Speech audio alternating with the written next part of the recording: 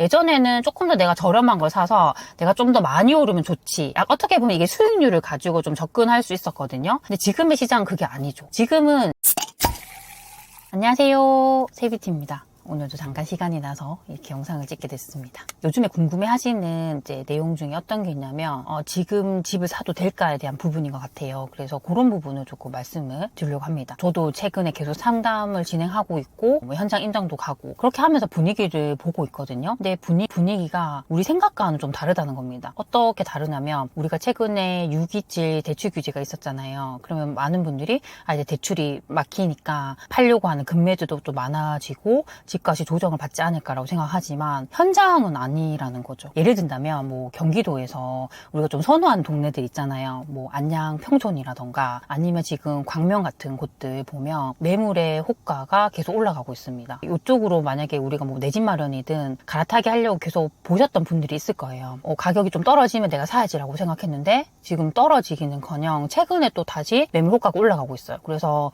제가 아시는 분들 같은 경우도 이렇게 계속 올라가다 보니까 더는 못 기다려서 지금 저층에 급매라도 사야겠다라고 생각해서 이렇게 매수를 하신 경우도 있습니다. 네. 그러니까 그게 비단 이런 동네뿐만 아니라 지금 서울도 그렇고요. 좀 사람들이 선호하는 동네에서는 계속 이런 현상이 일어나고 있는 거죠. 중요한 건 이걸 집을 파는 사람의 마음이 되게 중요한데요. 그분들은 어떤 생각을 하냐면 집값이 앞으로 올라갈 가능성이 많다라고 생각합니다. 근데 이분들도 뭐 다른 곳으로 갈아타기 한다거나 보통 그런 사정에 의해서 집을 파는 거잖아요. 그렇죠? 결국에는 이 매도자가 집값이 올라간다라고 생각을 하면요. 가격 조정을 해주지 않습니다. 그래서 저희 상담을 받으셨던 분들 같은 경우도 가격 조정을 하려고 하니까 잘 안 된다 하더라고요. 그렇죠? 그래서 분위기는 그렇다. 우리 생각이랑 좀 다를 수 있다라는 부분입니다. 근데 이제 이런 부분에 있어서 가장 영향을 많이 주는 게 지금은 정보들이 많이 오픈이 돼 있어요. 처음에 이렇게 부동산 이제 투자 시작했을 때는 이 정보가 오픈이 되어 있지 않았어요. 정보가 오픈되지 않았기 때문에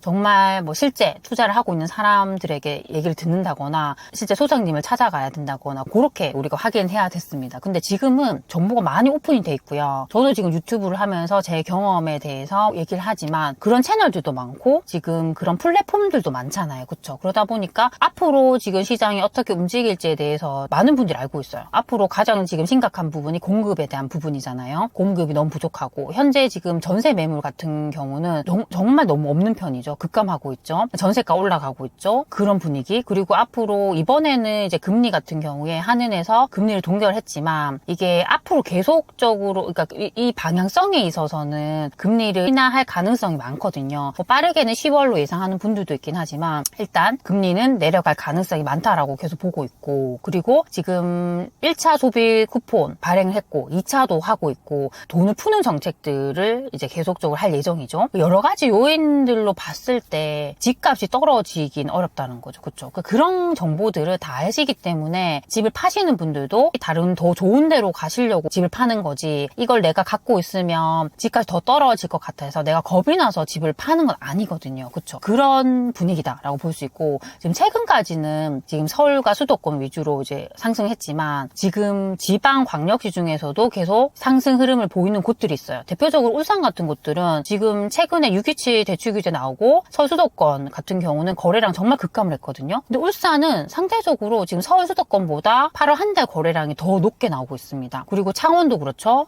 청주 같은 곳들, 뭐 전주 같은 곳들 점점 이 지방에서도 거래가 더 발생하면서 회복되는 곳들이 보이고 있습니다. 그리고 뭐 부산이나 대구 같은 곳들이 아직까지 하락을 하고 있지만 이 하락의 폭이 점점 줄고 있고 이런 곳들도 전세가가 또 올라가는 모습을 보이거든요. 그러면 이제는 이 서울 수도권뿐만 아니라 지방 광역시도 충분히 이제 점점 눈에 띄게 좋아지는 곳들이 보인다는 거죠. 지금은 이제 집을 사는 사람들이 대부분 무주택자분들이 내 집 마련을 하시거나 1주택자인 분들이 갈아타기를 하거나 아니면 1주택자인 분들이 여러 개 되면 집을 하나 더 사거나 그 시장이란 말이에요. 그렇죠? 근데 지금까지는 지방에 계시는 분들은 지금 너무 분위기 안 좋으니까 가만히 있어야겠다라고 생각하셨겠지만 점점 이렇게 회복이 되면 집을 사시겠죠. 제가 판단했을 때는 이 서울 수도권뿐만 아니라 지금 지방 광역시에서도 회복되는 곳들이 계속 발생하면서 점점 분위기가 좋아질 것 같다라는 생각입니다. 네, 결국에는 제가 하고 싶은 얘기는 제가 강요를 하는 건 아니지만 앞으로 집값이 올라갈 가능성이 많기 때문에 내가 준비가 되어 있음에도 불구하고 앞으로 집값이 빠지겠지. 내가 조금 더 집값이 빠지면 사야지라는 생각을 안 하셨으면 좋겠다는 겁니다. 그렇게 하다가 오히려 집값이 너무 올라서 내가 못 사는 상황이 발생할 수도 있거든요. 그쵸? 그래서 이게 집값이라는 것은 저 역시도 그렇지만 100% 정확하게 예상할 수 있는 부분은 아니에요. 내가 생각하는 것보다 더 오를 수도 있고 그렇지 않을 수도 있고 결국에는 그때 가봐야지 알 수 있거든요.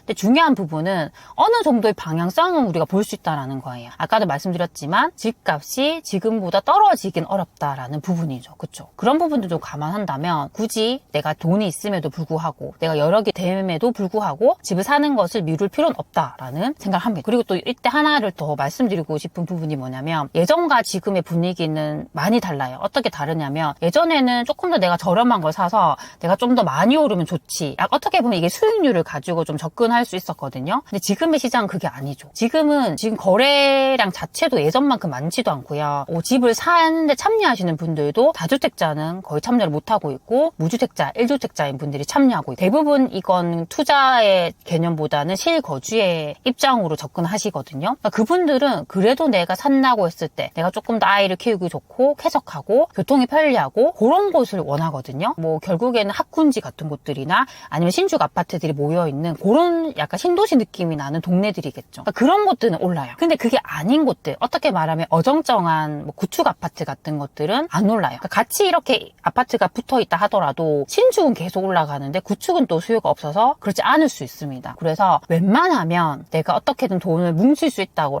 하면 뭉쳐서 사람들이 좋아할 만한 곳을 사시는 게 좋아요. 그러니까 그게 어떤 구의 대장일 수도 있고요. 동의 대장일 수도 있고 그게 안 되면 어떤 동네의 대장일 수 있어요. 최근에 제가 본 기사에 보면 얼어 죽어도 대장이라는 용어가 있더라고요. 그러니까 지금의 트렌드를 반영한다라는 거죠. 예전에는 뭐 그 정도 급이 안 되더라도 같이 올라갔지만 지금은 어떻게 보면 양극화의 시장이잖아요. 사람들이 좋아하는 아파트만 더 수요가 몰리면서 올라갈 수 있습니다. 그쵸? 그래서 너무 내가 좀 수익률 같은 거 생각해서 이게 되게 저렴하다. 내가 조금 더 저렴한 걸 사서 많이 올랐으면 좋겠어라는 개념으로 접근하지 마시고요. 조금 가격이 올랐다 하더라도 지금 사람들이 좋아하는 아파트 그런 곳을 선택하시는 게 가장 안전하지 않을까 싶습니다. 그래야지 내가 나중에 그 집을 판다 했을 때도 이걸 받아줄 수 있는 수요가 많거든요. 근데 그렇지 않은 선택을 했을 때는 내가 팔고 싶어도 이걸 받아줄 수 있는 수요가 없기 때문에 되게 리스크가 커질 수 있는 부분이죠. 그렇죠? 그래서 집을 살 때도 지금의 트렌드가 어떤 식으로 변하고 있느냐 그런 것들을 좀 감안하면서 집을 사셨으면 좋겠습니다. 네, 그래서 오늘은 지금 집값이 좀 흘러가는 분위기 그런 것들을 좀 말씀을 드렸습니다. 정리를 해드리면 앞으로 집값이 떨어지긴 어렵다. 이제 9월 접어들었잖아요. 이 이사철을 기점으로 올라갈 가능성이 많다. 그래서 만약에 나는 준비가 되어 있다라고 하면 굳이 집을 사는 것을 미룰 필요는 없다. 그런 말씀을 드리고 싶었고요.